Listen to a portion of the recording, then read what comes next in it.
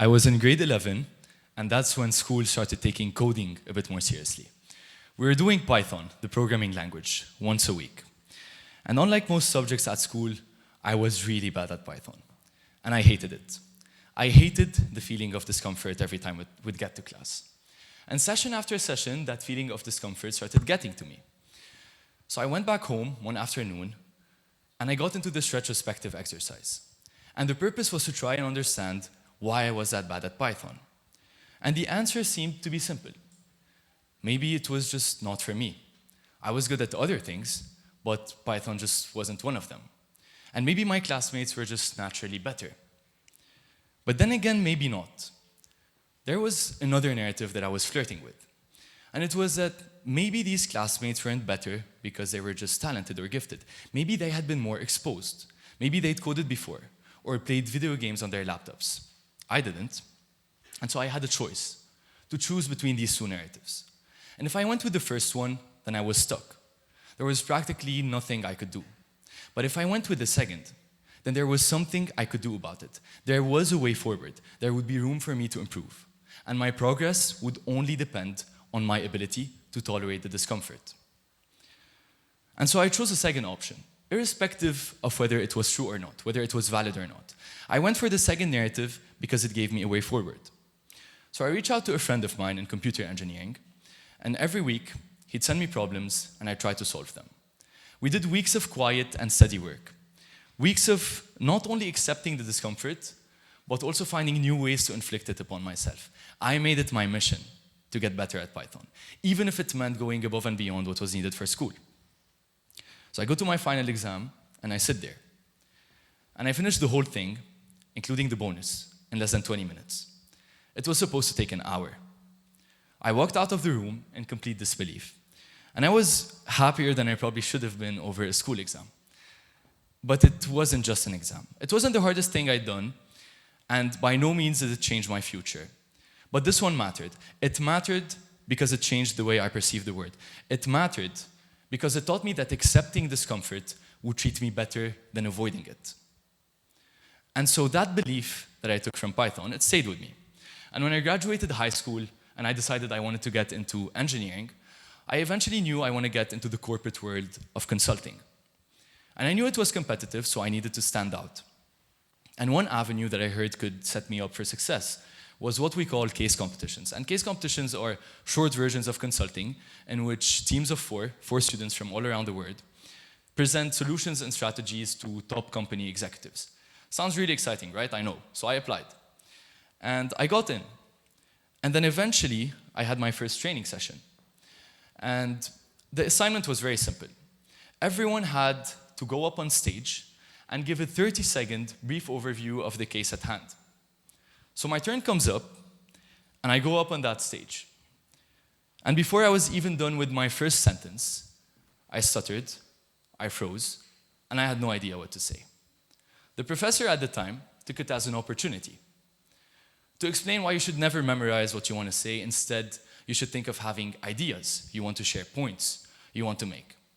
And I stood there with all my discomfort, and I nodded. And then I eventually went back to my seat. And in that seat, I felt uncomfortable again. And this discomfort reminded me of something. It reminded me that I had a choice. I could either tell myself that I wasn't cut out for this, or I could perceive it as an opportunity for growth. And again, I chose the second narrative. I stayed. I stuttered through mock presentations in front of mirrors. I practiced alone and with wonderful teammates.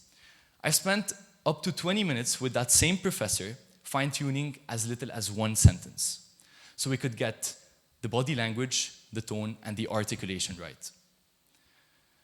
And after all of this, almost a year of practice, on a random Saturday morning, I got a call from that same professor. The first question he asked me was, "Did you just wake up?" And my answer was, "No, I'm at the gym," although I was crawling in bed. And then the second question he asked was, "Can you send me a copy of your passport?" I was about to become the first second-year engineer to ever represent the American University of Beirut abroad in an international case competition. We eventually went on...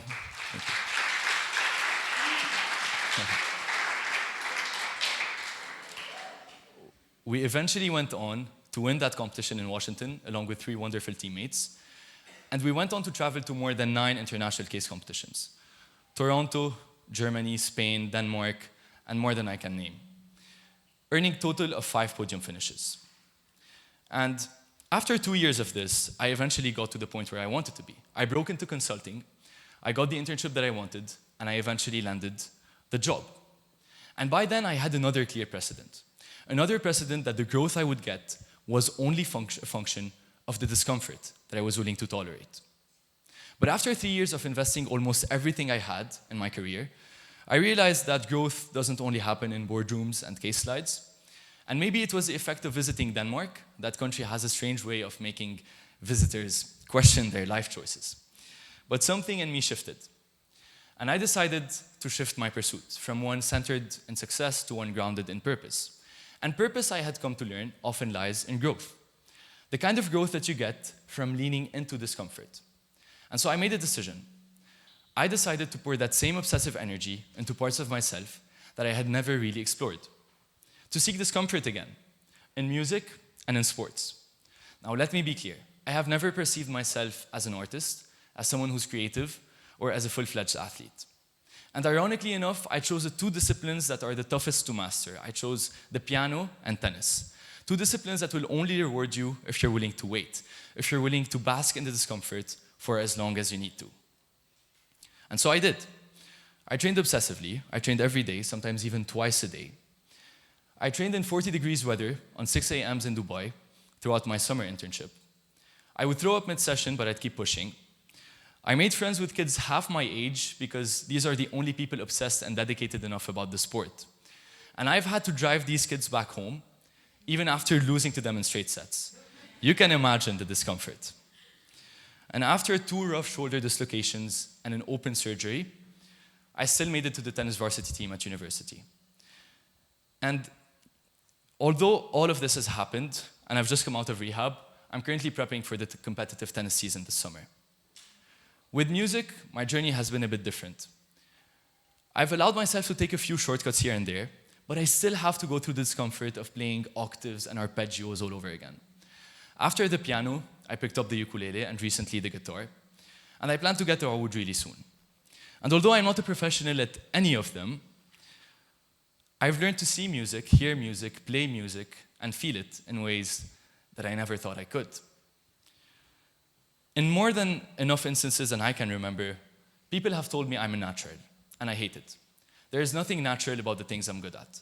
The only thing that has set me apart has been my ability to endure the parts that most people walk away from. And it's not just my story.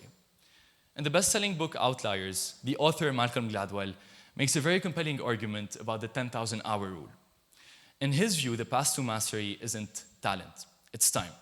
You get good by doing the work over and over again. The author goes on to give the examples of the Beatles. Before they became the Beatles, they played over 1,200 gigs in Hamburg, in tiny bars, in terrible conditions, and barely any audiences. I bet that felt uncomfortable. But they kept pushing, until the world listened. And so the message is simple. If there's anything you've written off for yourself, there is no magic, there are no shortcuts. And you get good by putting in the work, when it's not easy, when it's not fun, and especially when it's uncomfortable. Too often, we attribute the ones around us with talents or gifts because it alleviates us from the responsibility to actually get better. And I'm not here to argue that talent isn't a thing. Honestly, I couldn't care less. I choose the narrative that puts me in control, the one that gives me control over my potential, my skills, and my future, even if it means taking on the responsibility to get better. So if there's something you've written off for yourself because it felt too uncomfortable, I invite you to reconsider. I invite you to lean into the discomfort because it's only on the other side of discomfort that one can find growth and meaning.